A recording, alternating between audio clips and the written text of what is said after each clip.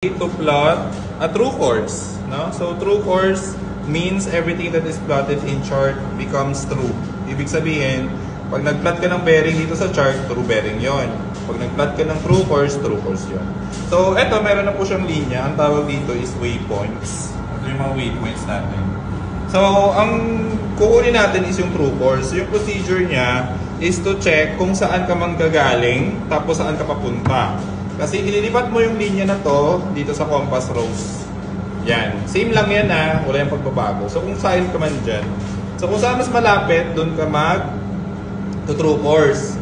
So ang first step is to align mo po yung triangle mo sa linya. At lagi tandaan na manggagaling ka dito, papunta ka doon. So kung ililipat mo yung true course, galing sa center, papunta doon.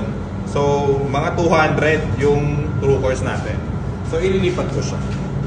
So, pigil, tapos drag sa center, ayan po yung center ng compass rose. Tapos, dito yung pagsagot.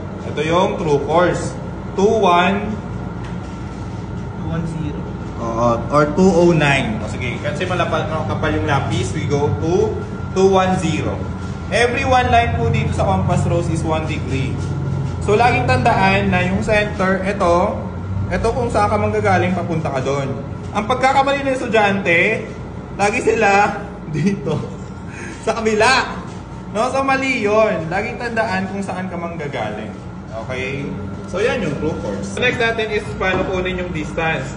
Gaano kalayo to? Okay? So yung babasahin mo, yung dito sa gilid. Yung scaling ng prop is 1 nautical mile every 1 line. Okay? So, ganyan yan. 1 nautical mile to hanggang doon. So, kung shortcut lang naman gusto mo, para ma-measure mo yung distance, bibilangin mo yung mga maliliit na yan.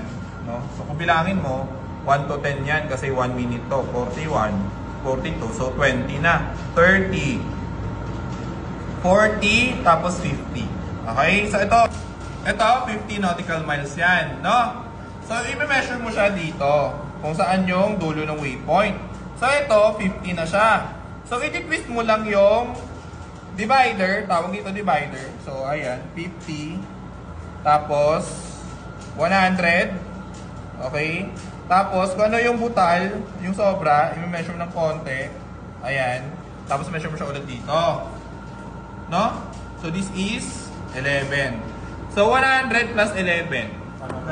111. No? 100 nautical miles. So, pag susulat, ganito. Kanina, 210 true by 111 nautical miles. So, ganyan yung tamang pagsulat. True course by distance. Okay? So, yun lang.